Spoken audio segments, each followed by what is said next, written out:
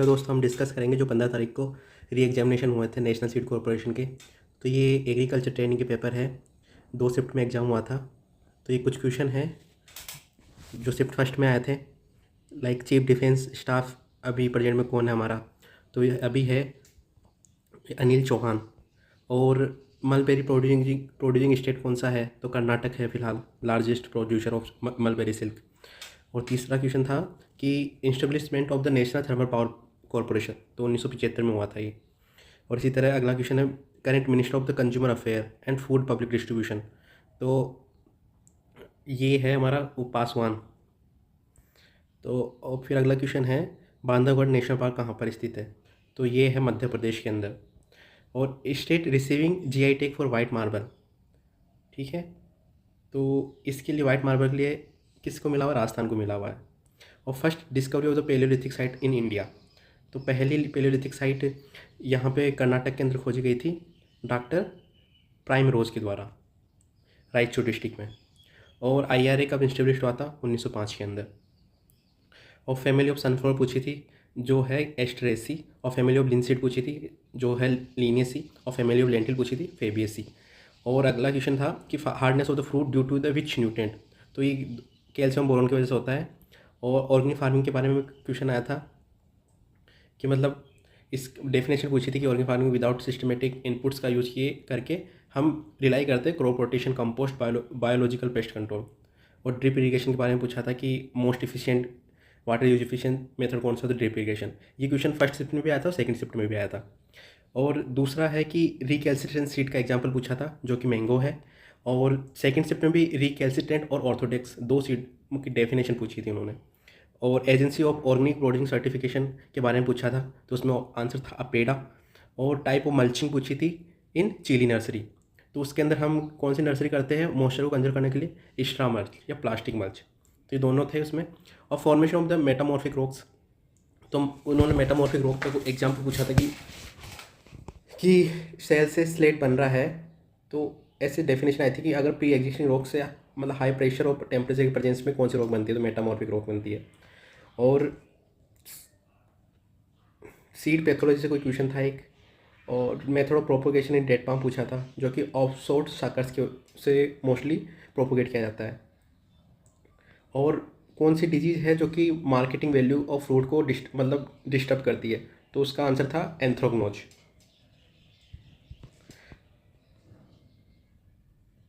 और फिर इसी के साथ हम ये कुछ क्वेश्चन है शिफ्ट सेकंड के, तो उसमें पूछा गया था कि ल्यूरेसी किस फ्रूट की फैमिली है, तो इसका आंसर था एवोकाडो। और दूसरा क्वेश्चन था कि मैंगो के बारे में पूछा था कि मतलब मैंगो के फ्रूट सीटिंग के लिए हम किस न्यूट्रिएंट का स्प्रे करते हैं, तो बोरोन का करते हैं उसके अंदर। और एक क्वेश्चन और पूछा था कि मतलब जो है कि विंटर सीजन के अंदर डिजीज रेसिस्टेंट हमें ऑक्यूर करना है, तो उसके लिए किस न्यूट्रिएंट का एप्लीकेशन करना पड़ेगा, तो उसके लिए पोटेशियम करना पड़ता है। और मैंगो से दूसरा क्वेश्चन भी आया था कि मतलब फ्रूट सीटिंग के लिए कौन सा हार्मोन रेस्पॉन्सिबल होता है, जिससे मल फॉर्मेशन होता है ना, वैसा ही कुछ क्वेश्चन था। और एक और क्वेश्चन पूछा था कि अंडमान निकोबार के लेफ्टिनेंट गवर्नर कौन है, तो उसका था कर्नल देवेंद्र कुमार जोशी।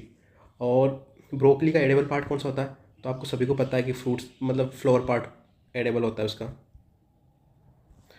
और एक क्वेश्चन आया था कि इंडिया का कौन सा माउंटेनियर था जिन्होंने मतलब 2 बार एक ही सीजन के अंदर माउंट एवरेस्ट और माउंट लोतेशो को फतेह किया था, तो उसका आंसर था सत्यदीप गुप्ता। और आपको पहले बताया था कि ऑर्थोडॉक्स सीड की डेफिनेशन पूछी थी और रिकैल्सिट्रेंट की डेफिनेशन पूछी थी। और फिर वर्टिकल फार्मिंग का पूछा था कि वर्टिकल फार्मिंग कौन सी मतलब सब्जी के लिए करते हैं, तो उसका आंसर कैबेज था। और उसमें ऑप्शन में ल्यूटस भी था, साथ में पंपकिन भी दे रखा था, और नन अबाउ। और एक और क्वेश्चन आया था कि पोमग्रेनेट और चार्ट के अंदर सन बर्निंग से हमें रोकने के लिए क्या करना चाहिए, तो 2 ऑप्शन थे उसमें, एक तो मल्चिंग था, एक क्रॉप कैनोपी था। तो मल्चिंग तो हम यूजुअली नॉर्मल क्रॉप्स के लिए करते हैं, बट जो पोमग्रेनेट के लिए और चार्ट में सन बर्निंग से बचाने के लिए हमें क्रॉप कैनोपी को मेंटेन करना पड़ता है। और एक पूछा था कि एसएआर जो कि मतलब सिस्टमेटिक एक्वायर्ड रेसिस्टेंट कौन से हार्मोन से डेवलप करते हैं, तो उसका आंसर था सैलिसिलिक एसिड। और उन्होंने पूछा था कि अगर हमें ब्रॉड एरिया के अंदर मतलब हार्वेस्टिंग करना है, थ्रेशिंग करना है, तो कौन से थ्रेशर का यूज़ करते हैं, तो उसमें ऑप्शन था एक तो एक्सेल थ्रेशर, एक फ्रंटल थ्रेशर। तो उनमें से जो आंसर था वो एक्सेल थ्रेशर का था। और फिर सीड टेस्टिंग के लिए मतलब कौन सा मेथड यूज़ नहीं करते, एक ये क्वेश्चन पूछा था। तो उसमें डीएनए बार कोडिंग था और वाइबिलिटी वाला था, टेट्राजोलियम टेस्ट और ग्रो आउट टेस्ट था, जर्मिनेशन टेस्ट था। तो उनमें से कौन सा नहीं करते पूछा था। तो मुझे वो लगा कि डीएनए बार कोडिंग शायद नहीं करते हैं। और 2025 के अंदर जो योगा डे होगा 21 जून को, वो कहाँ पे सेलिब्रेट करेंगे, तो उसका आंसर था वाराणसी के अंदर। और आयुष्मान भारत दिवस कब मनाया जाता है, तो उसका आंसर था 30 अप्रैल को। और यूनियन लेबर और एम्प्लॉयमेंट मिनिस्टर कौन है फिलहाल, तो रामनाथ गोस्वामी। और एक ट्राई पूछी थी उन्होंने, कोच राज बोगसी, जो कि ये असम और मेघालय में पाई जाती है, ये ऑप्शन था उसका।